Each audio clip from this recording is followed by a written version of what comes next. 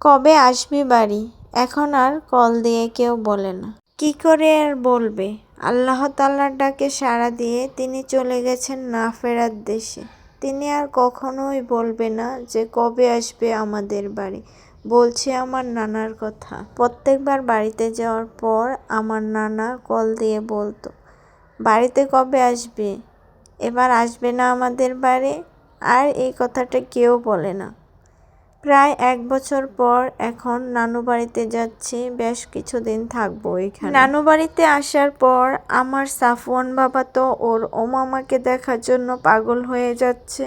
ও বলতেছে, ও মাম্মা তুমি কোথায়? আসলে আমার নানাকে আমার সাফওয়ান, আমার বোনের ছেলে মেয়ে ওরা ও মামা বলে ডাকতো। যদিও সাফওয়ান তখন অনেকটাই ছোট ছিল যখন আমাদের নানা আমাদেরকে ছেড়ে চলে গেছে। সাফওয়ানের এই কথাটা শুনে ওইখানে মা, নানু ওনারা কান্না করতেছিল।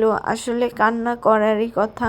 আমার নানা যখন আমরা নানা বাড়িতে যেতাম তখন অনেকটা খুশি হতো। আমরা না, যে কোনো মেহমান আসলে আমার নানা অনেক খুশি হইতো।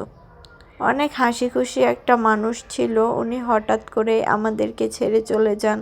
কার মৃত্যু কখন কি অবস্থাতে হবে সেটা আমরা কেউ জানি না।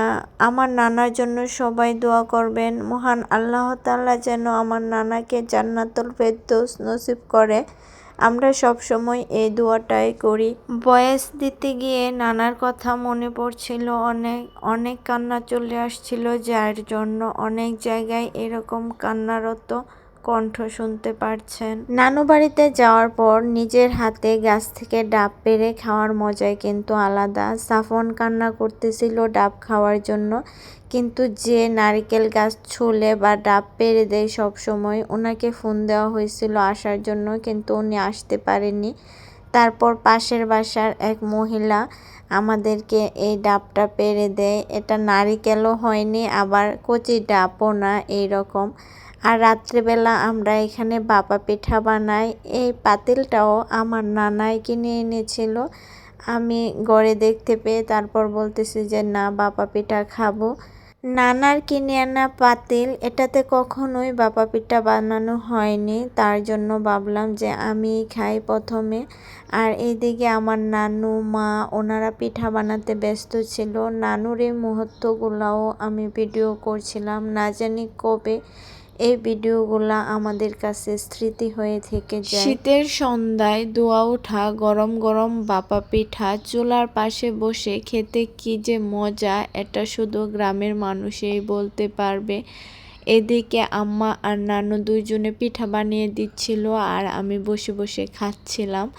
গাছ থেকে নারিকেল পেড়ে এভাবে পিঠা বানিয়ে খাইছি নানু বাড়িতে গিয়ে। আর দেখতেই পাচ্ছেন রাত্রেবেলা খাইতেছি।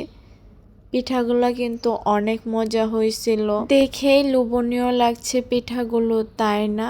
অন্য একটি ভিডিওতে নানু বাড়িতে আর কি কি করছি সব কিছুই আপনাদের সাথে শেয়ার করব।